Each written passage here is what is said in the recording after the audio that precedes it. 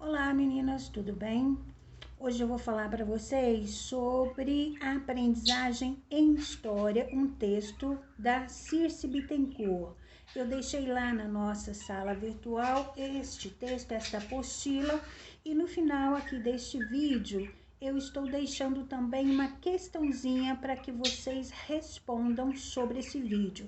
Lembrando que a partir de hoje nós começamos já a trabalhar para a N2. Então, o nosso texto fala do ensino e aprendizagem de história que acontecem por intermédio do domínio de conceitos, de modo que não basta o aluno saber nomes de pessoas famosas ou fatos ocorridos em determinado tempo e espaço que podem ser comprovados por documentos. Então, como é que é isso? É preciso ligar estes fatos a temas e aos seus sujeitos que produzem ou que produziram para buscar uma explicação. É preciso uma análise que deve obedecer a determinados princípios, portanto, é necessária a utilização de conceitos e noções que organizem os fatos, tornando-os inteligíveis, senão eles vão ficar meio soltos no espaço. Fica meio que, ao invés de fato, fofoca. Então, vejamos, o conhecimento histórico passa pela mediação de conceitos. Conhecer historicamente é substituir um dado bruto por um sistema de conceitos elaborado pelo espírito. Portanto, é necessário o domínio conceitual. Então, lembre-se, seu aluno precisa estar apto a desvendar certas abstrações. Por isso, a necessidade de que ele entenda certos conceitos. Assim, seu conhecimento epistemológico estará conectado com seus ensinamentos. Conforme cada etapa em que o seu aluno esteja inserido, assim será o grau de aprofundamento que você irá estipular para o aprendizado de cada um. Lembre-se, não adianta você usar termos sem que tenha certeza do seu aprendizado pelo seu aluno ou do seu entendimento pelo seu aluno.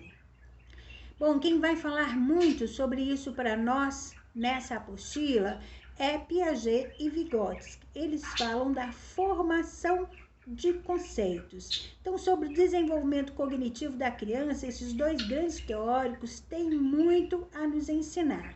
Piaget, por exemplo, ele lembra que a sua formação epistemológica vem da preocupação biológica das adaptações orgânicas do homem e dos processos cognitivos que possibilitam sua adaptação ao meio por intermédio da inteligência.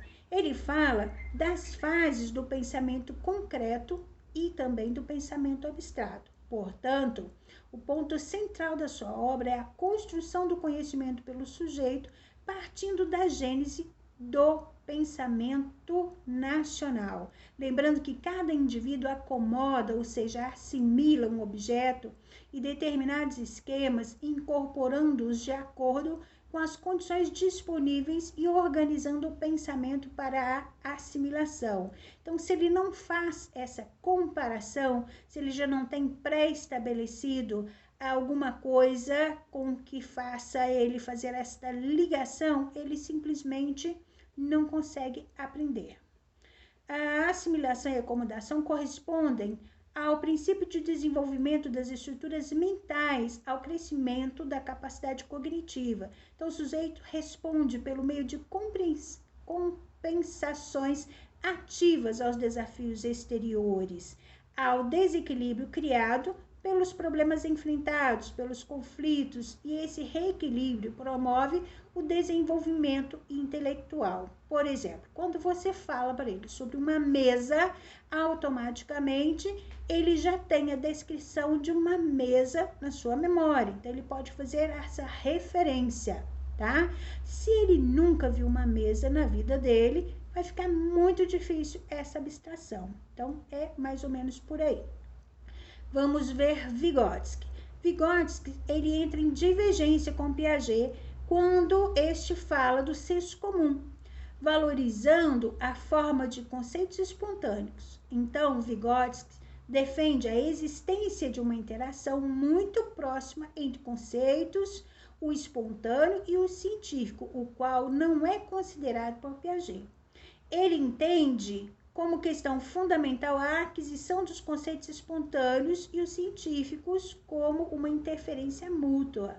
Vygotsky acredita na aquisição social do conceito e não apenas na maturação biológica. Então, divergindo de Piaget, Vygotsky acredita muito no aprendizado social, em adquirir este conhecimento. Segundo ele, a capacidade de expressar e compartilhar com os outros de seu grupo social suas emoções possibilita ao indivíduo o uso do sistema simbólico, ou seja, a linguagem humana usada para mediação entre sujeito e objeto do conhecimento, favorecendo o intercâmbio social e a formação conceitual. Para o professor, o grande desafio é saber como ensinar conceitos, tendo em mente o desenvolvimento de idade, né? O desnivelamento de idade entre os seus alunos e também a condição cultural. Muitos conceitos já têm sido consolidados pelos historiadores, exemplo, Renascimento, Mercantilismo, República Velha e vários outros. Então, o uso tão constante desses temas acaba por utilizar também, às vezes, conteúdos pragmáticos que constituírem e constituírem também capítulos de livros didáticos. Então, você fica reproduzindo alguns temas assim de uma forma bem pragmática. O interessante é não deixar de usar também outras fontes e campos científicos. Então, não se esquecendo, como nos ensina muito bem Paulo Freire, a utilizar o dia a dia, o cotidiano e os diferentes meios de comunicação. Claro que com muita prudência, porque a imaturidade do seu aluno pode deixá-lo pensando que o uso de termos muito conhecidos significa que você, professor, não se instrumentalizou adequadamente. Então, ele se acha no direito de fazer este julgamento errado sobre você, professor.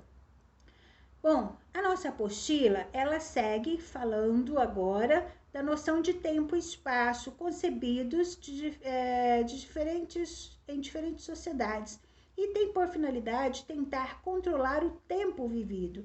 Então, a importância do tempo cronológico e também do tempo geopolítico. Eu já até comentei isso com vocês em outro momento. Nós, professores, somos os únicos que temos em nossas mãos a capacidade de reter o tempo. De que forma? Voltando a ele sempre, hora ou outra, na sala de aula. Então, assim, segue o nosso texto mostrando que o presente e o passado esclarecem-se mutuamente como uma luz recíproca. Então, agora você vai dar sequência à sua leitura. É um pequeno texto, leia-o na íntegra e aí sim responda à seguinte questão: qual a formação de conceito científico segundo Piaget e segundo Vygotsky? Ok? Essa é a atividade da semana. Até mais. Tchau, tchau.